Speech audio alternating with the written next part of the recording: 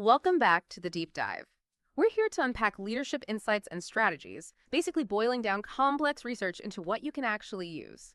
And today, we're tackling something really crucial, maybe even a bit uncomfortable for some listeners. If you're a leader, maybe a founder, and you feel like you're always drowning in the day-to-day, even though things seem successful on the surface, well, this one's definitely for you. We're diving into this really interesting, kind of tragic idea, how being incredibly competent, super dedicated, can actually make you the invisible brake on your own company. That's exactly it. It's a huge challenge. Many really successful, really driven people, maybe even you listening right now, are operating with this fundamental flaw in how they lead. They're what the research calls hero leaders. So our goal today, our mission, if you like, is really two things. First, we want to give you a really clear diagnosis of that hero leader mindset. We need to show why it ultimately leads to what's called a legacy of zero. Sounds harsh, but we'll explain. And second, we want to lay out the path away from that towards becoming what's termed an elite leader. This is someone who's more like an architect, building systems that work even when they're not there. Okay, legacy of zero. That's provocative. Let's unpack that. And I think the story that sort of kicks off this whole idea in the research is the perfect place to start. It's described as just an ordinary Tuesday meeting. Picture it. The author, a CEO with tons of experience, is in this meeting room. And he gets into this really intense argument with his director of operations. It escalates. The actual topic wasn't even that important, apparently, but the dynamic, that was everything. It got heated, egos flared up, and the whole point just became about winning the argument, proving who had the better technical points, the better data, the most experience. Right, and this is the turning point, the moment of truth, you could say. Yeah. Right there in the middle of arguing, he just stopped. He paused, recognized the anger, the tension in the room, and asked himself this incredibly powerful question.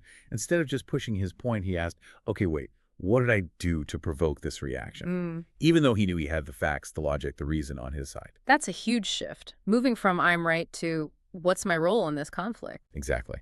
And the answer he found was, well, it basically turned his whole view of leadership upside down. He realized, looking back, that he'd spent something like 30 years becoming an absolute expert in the technical, the logical side of the business, a real subject matter pro. But, and this is the key, he'd almost completely neglected the skills needed for real communication, for genuine interaction with people. He knew what was right, technically. But not how to make that truth land effectively with others. Precisely. It wasn't about just being a smooth talker or, public speaking. It was this deep realization that leadership success isn't just about your own individual brilliance, it's defined by the interaction. And the core lesson, the one that hit him so hard, was just devastatingly simple.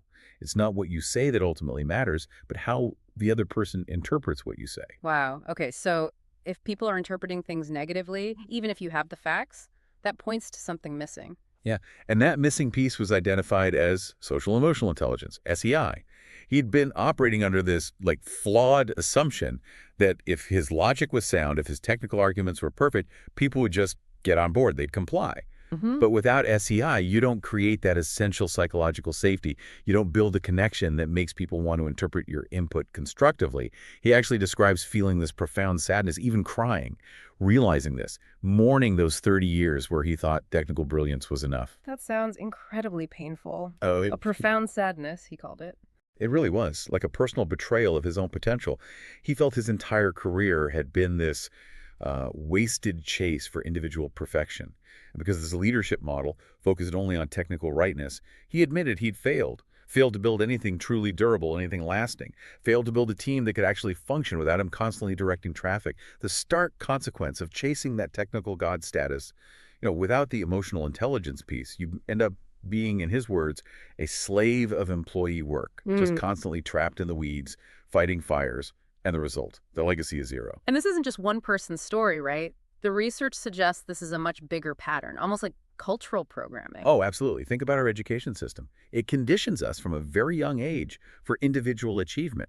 When did we ever take classes on, how to build team synergy or how to effectively delegate authority? It's just not there. The whole emphasis is always on being number one, knowing more than the next person, debating harder, and winning that intellectual fight. Right. You get rewarded for having the answer, for being the smartest person in the room. Exactly. It teaches us to crave what the source calls the powerful pride of having the reason. Being right feels good. So we internalize this flawed definition of a leader, the one who has the reason. And that sounds, well, pretty toxic, actually, because that drive to always be right, to win the argument, doesn't just stay in the office, does it? Not at all. It bleeds into everything. Relationships with your spouse, your family, friends, colleagues. Subconsciously, everyone's kind of pushed towards this mode of trying to win the adversary just to get that little dopamine hit of feeling like, I have the reason. Mm. And what gets lost? The massive advantage of different perspectives, of collaboration, of making better decisions together. You end up sacrificing collective progress because the real underlying goal isn't shared success. It's just personal validation. Being right becomes more important than getting it right together. So that need to be right, to be the center, the indispensable one, that's the breeding ground for this leader hero. That's the core of it. That addiction is the invisible force driving the whole pattern. Okay, so we've diagnosed the mindset, that drive for having the reason. Now let's look at the structure it creates in an organization. You called it the leader hero, the invisible bottleneck. And you mentioned this paradox. They're often the hardest working, most competent people. They really do get stuff done. They absolutely do. They are often incredibly productive on an individual level, but their fundamental design, their leadership architecture, is flawed. They operate from this belief that their value comes from being the central hub for everything important. So they centralize all the key decisions, all the authority, which inevitably guarantees the team becomes totally dependent on them. Now, this usually isn't malicious. It often stems from a genuine fear of mistakes or a deep conviction that, I know best, I can do it fastest. Okay. This sounds like a good point to get specific. The research lays out 6 defining characteristics of this hero leader. This is really the checklist for listeners, right? If you're seeing yourself in these points, it's a big red flag that you might be the break. Exactly.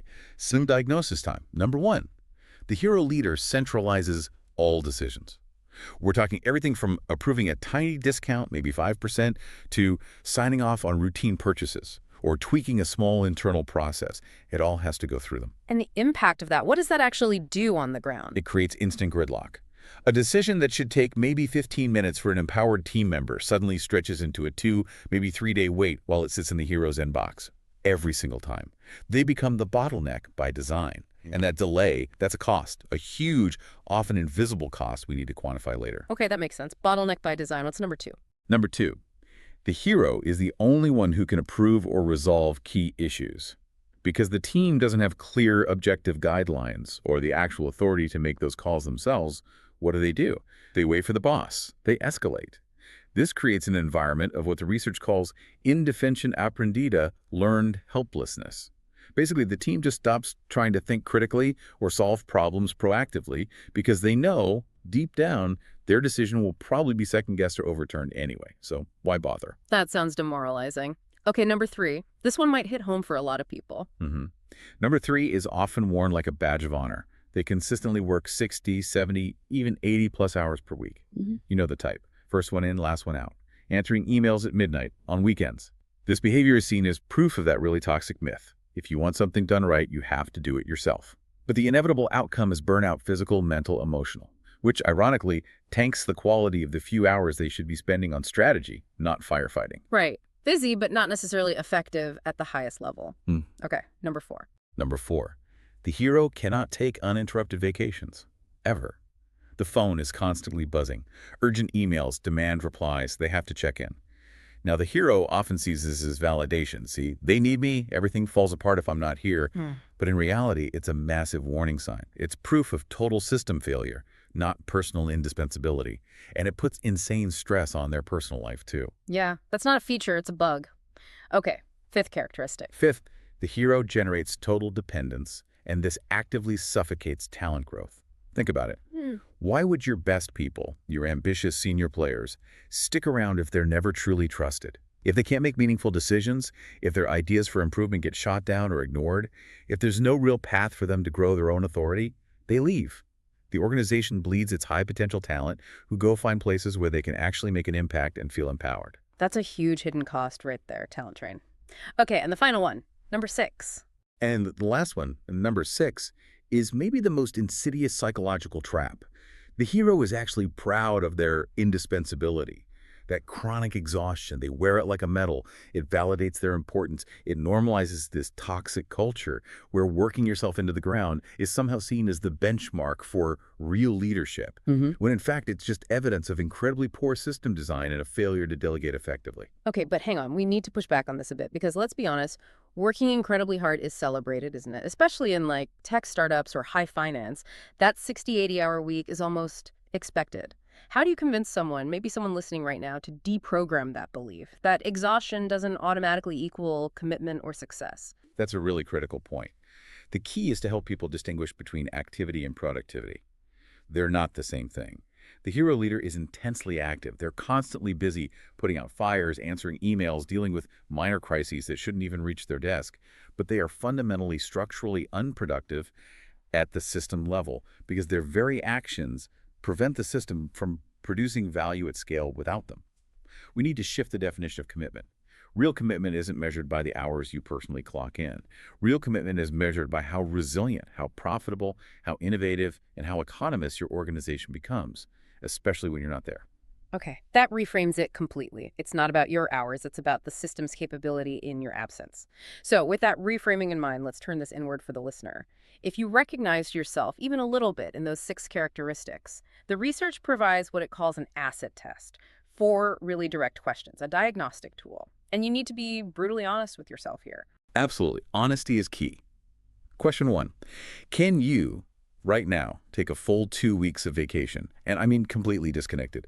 No phone calls, no checking emails, no just staying available in case. Can you do that knowing with confidence that the company will function just as well, or maybe even better, without your input during that time? Okay, 2 full weeks, totally unplugged. That's a high bar for many. Question 2. Question 2. Can your team make real, significant operative decisions without escalating them to you? Think about things like authorizing key purchases over a certain threshold, resolving major customer complaints, signing off on important process changes. Do they have clear, documented criteria and the delegated authority to make those calls on their own? Or does it always end up back on your desk? Real operative decisions, not just minor tasks. Got it. Question 3. Question 3. Do you have, consistently, every single week, a dedicated and protected block of time, let's say 10 to 15 hours, committed exclusively to strategic thinking? This means focusing on innovation, long-term vision, developing your key people, improving the system itself. And critically, this isn't time you try to squeeze in between operational crises. It's scheduled, prioritized time that is the main focus of your 40-hour work week, not in addition to it. 10 to 15 hours purely on strategy and system building. Okay. And the last one, question 4. And question 4. Does your absolute best talent, your high-potential people, see a clear, documented, and transparent path for their own growth and promotion within your organization? Not just a vague, oh yeah, there are opportunities, but a formal, written-down plan they understand that they can track their progress against, and that shows them a real future there. Okay, 4 tough questions. How do we interpret the answers? The interpretation, according to the research, is pretty straightforward. If you answered no to 3, or even all 4 of those questions, then the diagnosis is clear. You are currently operating as the hero leader. You are the operational bottleneck. And here's the kicker. You're not just slowing things down. You are actively, though likely unintentionally, destroying organizational value. And just as importantly, you're damaging what the research calls the emotional salary of your team. Emotional salary. That's a really precise term you used earlier. We need to unpack that because you said the financial cost stems directly from damaging this. What exactly is emotional salary? Right. Emotional salary isn't about the paycheck. It's about all the non-monetary benefits and feelings that people get from their work that contribute to their overall well-being, their engagement, their motivation, and ultimately their decision to stay or leave. It's what makes work feel rewarding, meaningful, and safe beyond just the financial transaction. We can break it down into several core pillars, things like autonomy, having control over your work and how you do it. Mastery, feeling like you're learning, growing, getting better at what you do. Psychological safety, feeling safe enough to speak up, take risks, make mistakes, and learn from them without fear of punishment. Recognition, feeling seen and valued for your contributions, not just executing orders.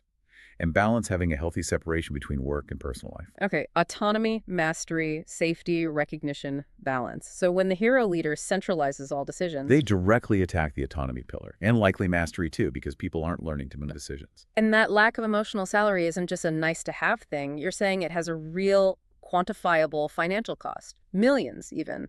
Absolutely. Yes. This is where we connect the dots, using the concept of mood as the Japanese term for waste, for desperdicios, used often in lean thinking.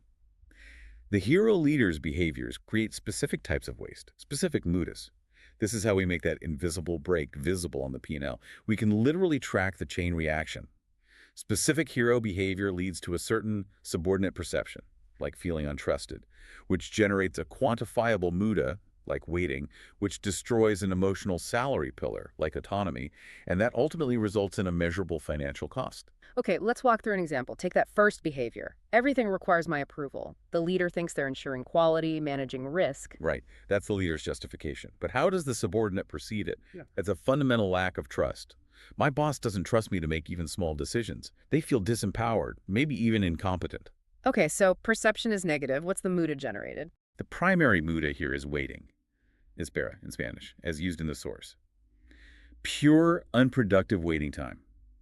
The team is literally on the payroll, being paid to sit and wait, often, as we said, for days, for an approval that a well-designed system with clear criteria would allow them to handle in minutes. Think about the cumulative cost of that waiting time across a whole team, week after week. It's a massive hidden drain on payroll. And the emotional salary pillar getting crushed. Autonomy, obviously. Maybe mastery, too. And the downstream impact on the business, the sign vitals, as the research calls them. They're significant. Slow customer response times are a direct result. If your sales team needs 3 days to get a standard discount approved, they might lose a sale. That hits your conversion rates, and it definitely increases annual staff turnover. Good people don't want to work in a system where they're constantly waiting and feel untrusted. They leave. And replacing them is expensive. Hugely expensive.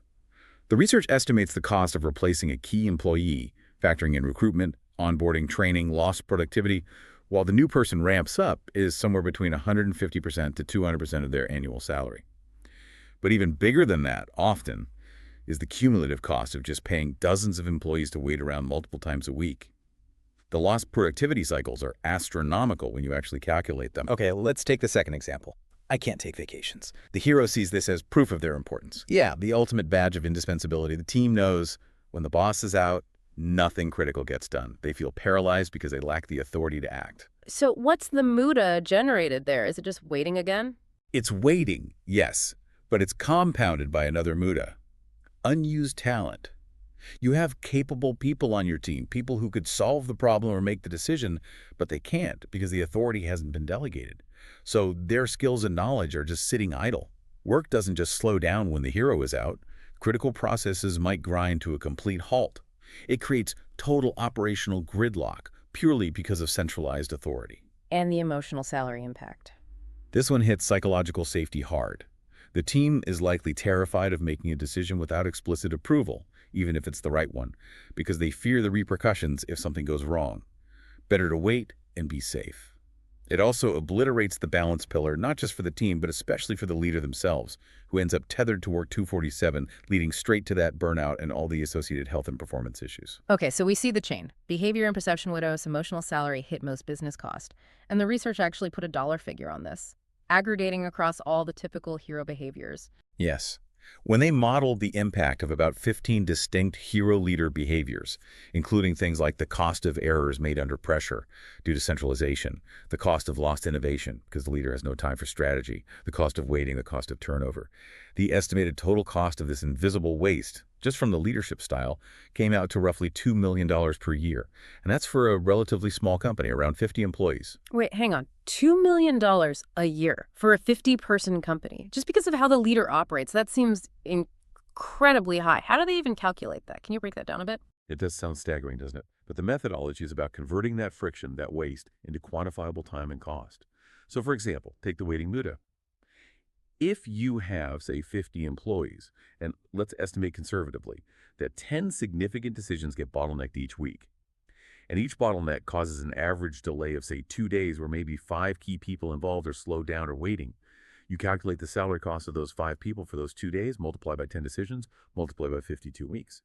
That number alone starts getting big, fast. Then you add the statistically estimated cost of higher staff turnover, which is directly linked to low emotional salary caused by these behaviors. Remember that 150-200% of salary figure per lost employee. Then layer on the cost of lost sales opportunities due to slow responses or inability to act quickly. When the research aggregated all these different waste streams across the common hero behaviors, the total financial damage, including lost time, turnover costs, and missed opportunities, consistently hit that $2 million mark for the 50-employee model, and for larger organizations. The aggregate impact was calculated to be potentially close to $30 million a year. It's not just fuzzy stuff. Yeah. It's hard cash draining out of the business because of leadership friction. That is mind-blowing. Okay, if companies are bleeding potentially millions because of this internal leadership bottleneck, then why do so many companies invest heavily in sophisticated improvement systems? Things like ISO 9001 for quality, lean manufacturing for efficiency, Six Sigma for reducing defects. These systems are designed to fix exactly these kinds of problems: waste, inefficiency, lack of standardization. Yet we often hear they fail or don't deliver the promised results. Why? That's the great paradox, isn't it? And the answer lies in a critical, often overlooked foundational assumption those systems make. They all implicitly assume competent, empowering, delegating leadership is already in place to drive them. Yeah. But the hero leader, by their very nature, acts as the freno, the brake, as the source material calls it, on the entire improvement engine. So you get this simple, tragically predictable equation: improvement system plus hero leader, predictable failure. The system is designed for flow, delegation, and standardization, but the leader is wired for centralization, control, and exceptions. They're fundamentally incompatible. Okay, let's get specific again. How exactly does the hero leader sabotage these well-established systems? Let's take ISO 9001, which is all about standardizing processes and documenting everything. Right, so you implement ISO 9001, you document all your processes beautifully, but then the hero leader comes along and constantly makes exceptions. Yeah. They'll say things like, oh, this client is too important, we need to bypass that standard quality check just this once. Or, I know the process says X, but let's just fast track this order for me. What does the team learn? They learn that the documented ISO process is irrelevant. What really matters is the leader's whim, their subjective call in the moment. So you end up with these pristine manuals sitting on a shelf, maybe you pass the audit, but nobody actually follows the standardized processes in reality. The whole point of ISO consistency, reliability is completely undermined. Okay, so they kill standardization through exceptions. What about lean manufacturing, which is focused on speed, flow, eliminating waste, empowering teams? Lean is maybe even more directly sabotaged. A company might implement lean principles, maybe set up work cells, empower teams, see some initial improvements in flow and waste reduction. But then after a few months, the hero leader's core need for control kicks back in. They start feeling nervous. I don't trust the team to maintain this level of quality or efficiency without me watching closely. Sure. So what do? They start re-centralizing decisions, taking back control over budgets, overruling team decisions on process changes, micromanaging the new workflows. Lean absolutely depends on distributed authority and trust in the frontline teams to identify and solve problems. The hero leader inherently distrusts that model and pulls the power back to the center, suffocating the lean initiative. Undermining the core principle of empowerment. Okay, and finally, Six Sigma, which is heavily data-driven, using tools like the 5 Whys for root cause analysis to eliminate defects and errors. Six Sigma relies critically on a culture where errors are seen as opportunities for learning, not reasons for blame. You have to be able to openly investigate mistakes to find the true root cause, using methods like the 5 Whys. But the hero leader is often terrified of failure, either their own or the team's, because it reflects badly on their control.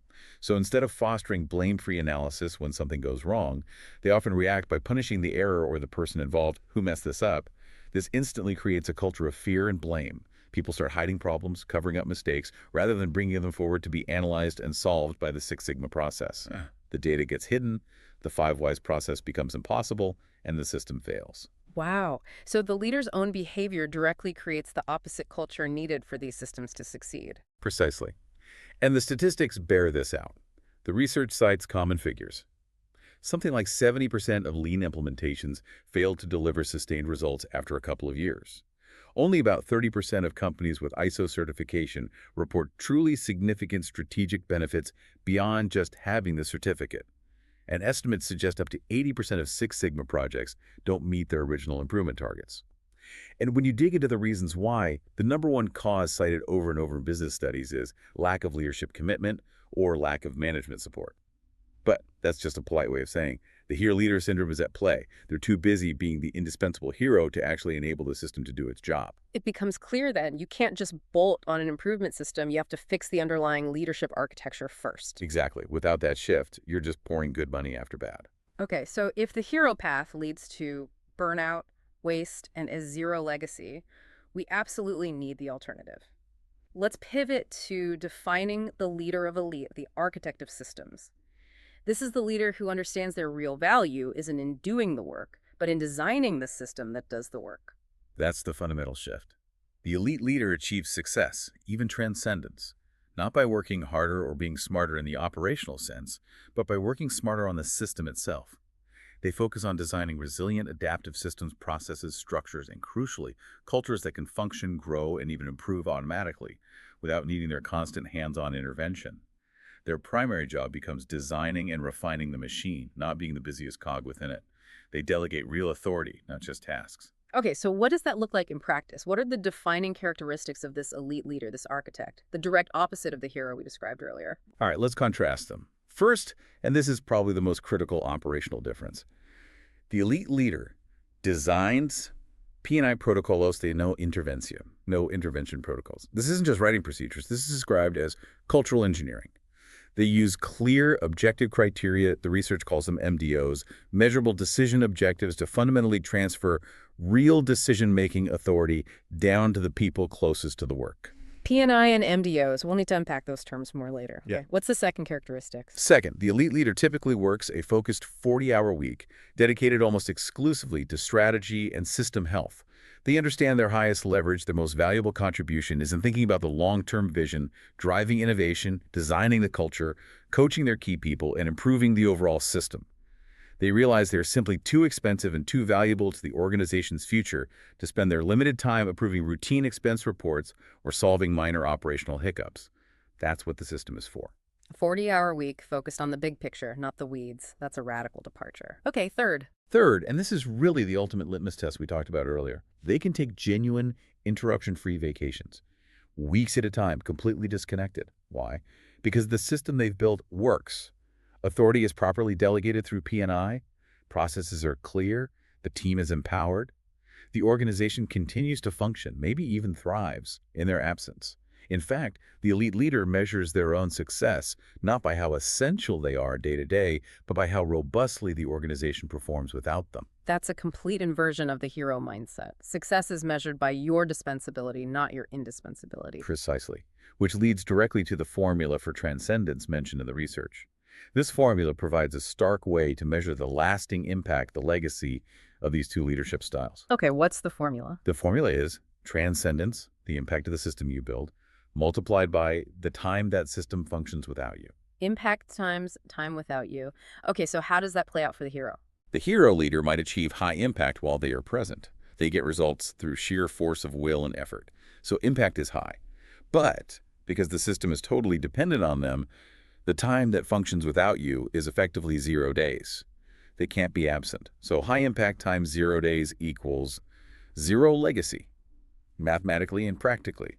When they leave, the system they propped up collapses or stagnates. Wow. 0 legacy despite all the hard work. Now, what about the elite leader? The elite leader also focuses on creating high system impact, but they do it by building a resilient, self-sustaining system. And because that system is explicitly designed to outlive them, to function and adapt autonomously, the time that functions without you is potentially infinite. So high system impact multiplied by infinite days equals infinite legacy. Their impact continues and potentially even grows long after they are gone. That's powerful. 0 legacy versus infinite legacy. Can we see this play out in real-world examples? The research provides a couple of stark contrasts. Yes, it uses a historical comparison that really drives the point home. First, the tragic example. Calzado, Canada. Right, Calzado, Canada. For listeners who don't know, this was a legendary Mexican shoe company, huge, employed something like 10,000 people at its peak, founded by this absolute visionary, Salvador Lopez Chavez. And his genius was building this incredible vertically integrated empire. He owned everything, the tanneries making the leather, the factories making the soles, the chemical plants, even the retail stores selling the shoes. A massive, complex ecosystem. But it was all built around his personal intuition, his centralized control. Exactly. It was the ultimate hero leader structure, just scaled up massively. The entire operation, while incredibly efficient for its time, was utterly dependent on Don Salvador's brain. He was the central processing unit. All the critical strategic knowledge, the operational know-how, the financial understanding needed to run this vast interconnected machine. It resided almost entirely in his head. He was the only one who truly understood how all the pieces fit together. A single point of failure, essentially, despite the scale. And what happened? The inevitable. Don Salvador Lopez Chavez died in 1976. And while the company survived for a while on momentum, the system itself was too rigid, too complex, and too dependent on his singular vision and decision-making. When the market dynamics shifted dramatically in the 80s and 90s, globalization, market liberalization, the flood of cheap imports, especially from China, the massive, inflexible structure couldn't adapt. It lacked the distributed intelligence and agility needed to pivot without its central architect. So despite being a giant, it couldn't respond to change without him. Precisely. The centralization that made it efficient under his control became its fatal flaw. The company eventually collapsed, was broken up, sold off, and basically liquidated by the early 2000s. An immense personal achievement during his lifetime, but because he didn't design a system capable of transcending him, the end result was legacy. Zero. A powerful cautionary tale. Now let's contrast that with the elite example used, Toyota. Right. Toyota's sustained global success isn't attributed to any single heroic CEO figure in the same way. Instead, its success is fundamentally linked to the Toyota Production System, PPS. TPS is the system. It's an organizational philosophy and a set of practices that has not only outlived its primary architects, people like Taiichi Ohno and E.G. Toyota, but continues to evolve and be studied worldwide. So TPS itself is the example of the elite leader's creation, the system that delivers the legacy. Exactly. TPS is the ultimate example of leadership through designing a resilient system. And when you look inside TPS, it's absolutely packed with what the research calls P&I, those no-intervention protocols, even if Toyota doesn't use that specific label.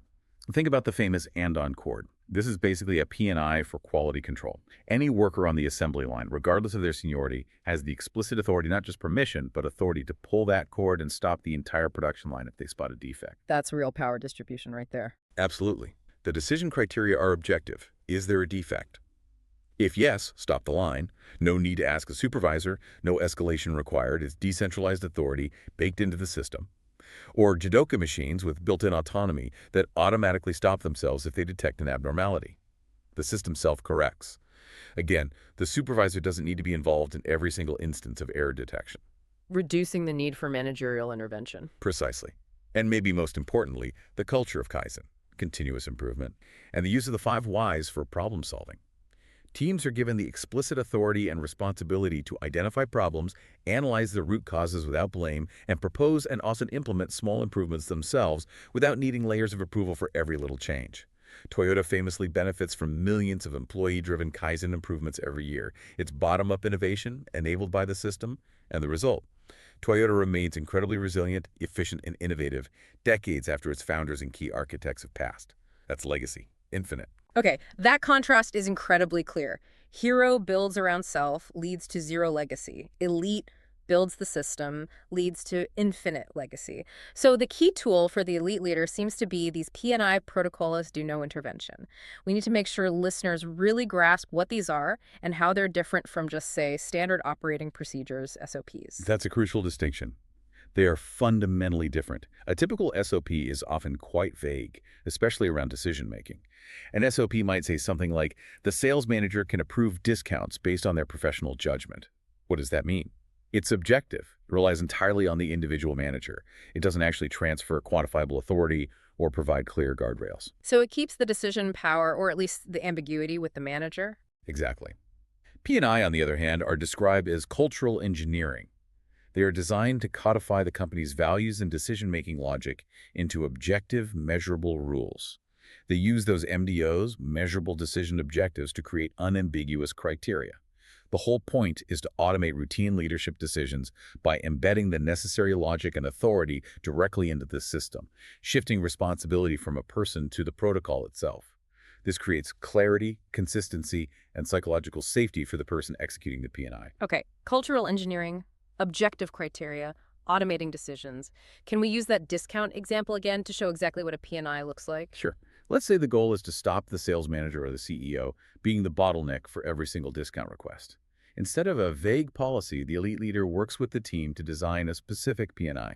Let's call it P&I D001 for discount authority. Okay, P&I D001, what would it actually say? It would use clear, objective MDOs. For example, if the calculated profit margin on the deal is greater than 25%, and indeed the customer status in the CRM is recurrent, right arrow, then the salesperson is authorized to approve a discount up to 15% immediately without further escalation. Ah, okay. See the difference? It's binary. Margin 25%, yes, no. Customer recurrent, yes, no. If both yes, then approve up to 15%. Very clear. Exactly. The criteria are objective, easily verifiable, and require zero subjective judgment or intervention from the leader in the moment. The salesperson executes the protocol, they make the decision instantly. The waiting muda is completely eliminated. The autonomy pillar, their emotional salary gets a boost, customer gets a fast answer, and the leader, they're not involved at all. They're freed up to focus on higher-level strategic work. The system handled the decision. That's the power of a well-designed P&I. So building this kind of resilient P&I-driven system requires a fundamentally different way of measuring success too, right? The research talks about a radical balance scorecard update. Yes, this is critical. Elite leaders understand you have to measure the causes of success, not just the lagging indicators or symptoms. What do you mean by causes versus symptoms? Give me an example. Okay, a typical balanced scorecard might measure things like number of training hours per employee or number of new projects completed. Those are symptoms. They measure activity. Training hours don't guarantee competence or empowerment. Project completion doesn't guarantee strategic impact or system health. The research argues these are often vanity metrics. They look good, but they don't necessarily correlate with the underlying resilience or adaptability of the organization. Okay, so what do the elite leaders measure instead? What are these causal metrics on the radical scorecard? They measure the things that directly create resilience and high performance. For example, they measure the emotional salary score itself, using surveys or other tools to track things like perceived autonomy and psychological safety over time. They measure the number of active P&I across the organization. This is huge. It quantifies the actual degree of documented transferred authority. How much of the decision-making is truly systemic? They track autonomy percentage, what percentage of operational decisions are being successfully handled at the front line or by the system via P&I without needing escalation. And crucially, they track mutus frequency. How often are we still seeing quantifiable waste, like waiting, errors, or unused talent popping up? This directly measures system friction. Measuring P&I active instead of training hours. Why is that considered so much more powerful? Because training hours are just an input. You can send someone to training for 100 hours, but if they return to a system where they still have zero authority to apply that training or make decisions based on it, what was the point? The investment is wasted. Measuring P&I active, however, measures an output. It measures the tangible, documented transfer of decision-making power. It proves that trust has been operationalized, that authority has actually shifted from the leader to the system. When you track P&I active, autonomy percentage, and emotional salary scores, you are directly measuring the causes that lead to higher engagement, faster execution, lower turnover, and ultimately better financial results. And the ROI follows. Undeniably. The source provides an example where shifting focus to these causal metrics led to tangible results. Autonomy scores went up 68%, the mutus frequency dropped by 80%, and the financial symptoms. Annual revenue increased by 15%, and costly staff rotation fell by a massive 67%. When you fix the cause, the flawed leadership architecture, the low emotional salary by implementing things like P&I, the positive financial symptoms naturally follow. The elite leader knows the biggest ROI comes from eliminating the hidden costs of their own bottleneck behavior. Okay, the path to elite leadership through system design and P&I seems clear, and the benefits are huge infinite legacy, reduced waste, higher performance. But before we wrap up, we have to circle back to that nagging question. If the hero path is so costly and leads to a dead end, why do most leaders seem to take it? Why is it the default? It's a powerful combination of factors, really. It's seductive. First, as we touched on, the broader leadership industry, business, media, even pop culture, often glorifies that image of the tireless, indispensable 80-hour-a-week leader. Sleepless nights, constant firefighting, personal sacrifice. These are often portrayed as badges of honor, signs of commitment. So external validation reinforces the hero myth. Absolutely. Second, heroism is brilliant at creating an illusion of productivity. Being constantly busy, putting out fires, making rapid-fire decisions, even if they create downstream problems, feels productive. It generates adrenaline. It makes you feel needed, important. It perfectly confuses that intense activity with actual systemic progress and efficiency. It's easy to get addicted to the feeling of being busy. The adrenaline rush of the urgent. Exactly. Third, and maybe the deepest reason, is ego. Let's be honest. Being the person everyone turns to, the only one who can solve the really tough problems, the one with all the answers. It feels good. It provides a powerful sense of validation, of control, of importance. It's an addictive psychological drug. Choosing the elite leader path means consciously giving up that drug. It requires humility. It means sacrificing your ego's need to be the center of attention for the greater good of building a system that makes you, personally, less essential day to day. That's hard for many people. Giving up the ego boost of being indispensable. And the final reason. And finally, perhaps the simplest reason. Many leaders honestly just don't know there's a viable alternative. Yeah. They haven't been exposed to the concepts of elite leadership, P&I design, quantifying mutus, or measuring emotional salary.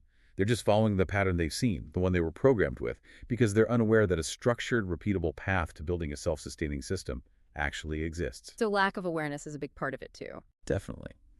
But awareness isn't enough. This transformation path from hero to elite, the research stresses, is not comfortable. It demands real introspection and change.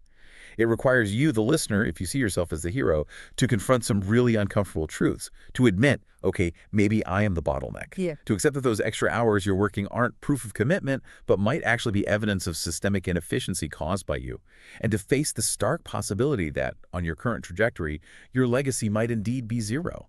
That's a tough pill to swallow. So the commitment to change has to be pretty radical then. Where does someone even start? The research suggests a focused initial 30-day commitment to kickstart the process. 3 key steps. Step 1, recognition and acceptance.